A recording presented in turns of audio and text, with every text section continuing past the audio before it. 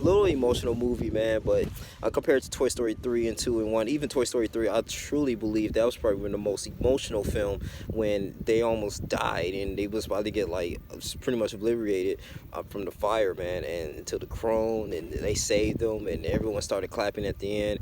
A few years ago, I was just like clapping myself because of how twistful this movie was. And going to Toy Story 4, Woody embarked on a journey and a game with Bonnie. And Bonnie is a young little girl that Andy left his toys with so he can go out to college. And he felt like there was no need for him. You know, he was going to that adulthood. And I like how they went to detail 9 years ago and how everything was pretty much the same a little bit. And they was with their toys, that no one really potentially wasn't lost. They felt really welcome. And Andy, he was pretty much approached into a few scenes in there, and he was going to dinner, and this, like, I remember, want to say he was in middle school or junior high, whatever, just, you know, studying and eating dinner with his family and stuff like that. But, you know, Woody, you know, as he progressed and stuff, the toys started feeling neglected. And I just like how Josh Cooley, who's the director of this movie, he broadcast this, like, hey, man, you know, there's a lot of toys. Sometimes these toys, you know, are forgotten.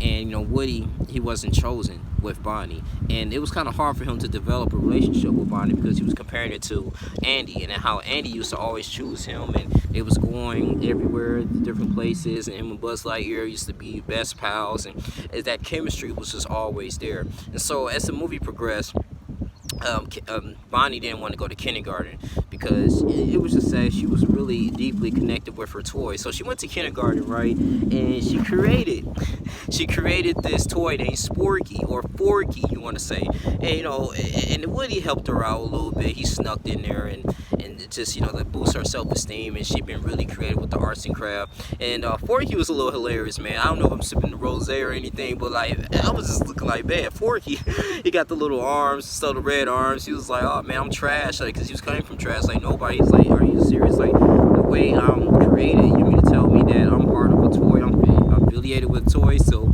I like how, you know, they just really embarked on this journey. Like, hey man, the Woody's like, no, you belong to Forky because you are pretty much important to Bonnie. I mean, you have to establish this relationship with Bonnie because without her, I mean, none of this is possible. So we need you to make her happy. And, you know, the toys, man, just really went hard, man. I mean, it was a really great directing, really great voice acting.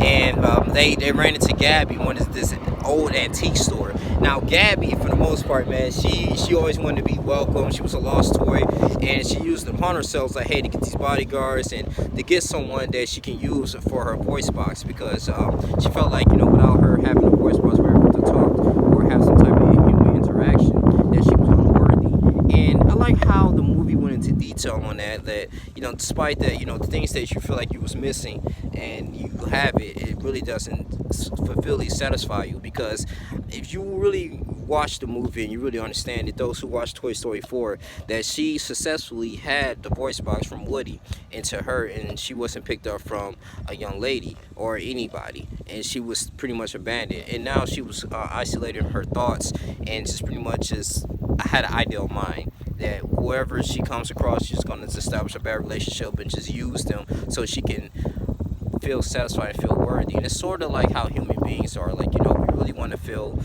that we are important and we want to feel that we contribute into this world, as I made in my previous videos. I really like how they have different human illusions and different just similarities here, man. I mean, they really do a great job with this, and this is why I love the Toy Story sequel, man. And, you know, towards the end or whatever, Gabby, she was they relate to all the other toys that was lost, and they actually put their talents together to help them out and for her to be wanted, even though she was like a sort of villain. Now the villains here in this movie, it was really for, I guess, for Dream, or not DreamWorks, or Pixar, this was good. It was well played, and it was just one of those movies that, like, man, like, are you serious? Like, man, like, how Woody and Buzz Lightyear is gonna find a way to get out of here? I mean, because they always find a way to be separate, but they, you know, utilized their grid coordinates, and they understood like where they was at and how they was gonna really come together, man. So it was really interesting, man, and just how they was embarked on this road trip in this RV. And even though Woody had a great relationship, at first he had a bad relationship with Forky, because Forky felt like He was trash. I mean, like, I'm a toy. Like, who want to play with me? Like, this is, I'm used for eating and then throwing it away. So, I mean, I have no significance. And, Woody, was just, just walking with him. He tried to attempt to escape. And they developed a strong relationship, and on how he was chosen by Andy and how Andy just left and moved on to bigger and better things, and how Woody is still had, potentially, he had to live his life in order to feel some type of fulfillment. And all of this was pretty much just to fill the void, and they utilized this in this hyperbole of toys, man. And Toy Story 4, this is just excellent, man. I really enjoyed this film. I had to give this film maybe a 8.1 out of 10. And it's one of those films that's just fun, man. It's fun to watch, man, especially if you grew up in the early, or I'll say mid 1990s, man. I mean, just how they just develop, and you really think of how Andy is going to be and how successful he is if he graduate from college by then, and if he start him a family or whatever, man, and how his children are going to look at toys in their perspective. But overall, man, the movie was good. It has some type of funny things in there. Like, I think Jordan Peele was one of the cast actors in there, man, and he was the voice actor of one of the stuffed animals, man, in this carnival. And I just like how colorful it was and how dynamic it was too, man. I mean, dialogue was very simple. I mean, it got to the point, and it was just simple. They didn't really overcomplicate this project. And I just want to say, this is pretty much a must movie. I mean, it's a must see movie. If you really love the Toy Story series and you enjoy the Toy Story series, I say go ahead and watch it. Why not? Go ahead and watch the movie, man. You may enjoy it, but yeah, 8.1 out of 10. Decent film. I think they made probably over like 356 or something like that $1 million, man. I think it was more than that, but they made a lot of money, man. Probably over 500 million so far in the box office. And this is pretty much Pixar's investment. This is really good. So the way the movie ended, I would say they will make probably a Toy Story 5. The only negative I want to see, maybe because they was running out of budget time, but Mr. Potato Head, Mrs. Potato Head, and I wish they really went to more in depth with Jesse in a way. Jesse and what their their role was. I know everyone couldn't have a role, but it was kind of cool for him to reunite with Bo.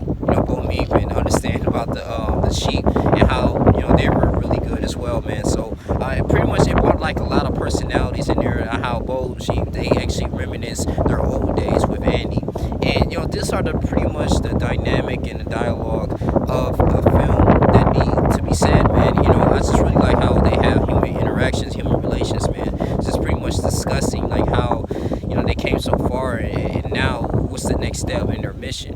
And they always find a way to make someone just be validated, just to be happy, man, and just have a toy in their hand, man. At the end of the day, man, just not feel neglected. And this is pretty much what Pixar does a really good job at, and just pretty much instilling those family values. Like, despite what you go through, no matter how hard a mission is, you still gotta remain focused at the task at hand. And the ultimate mission was to make sure the people that are lost, these toys that are feel neglected, they will have a family to come home to.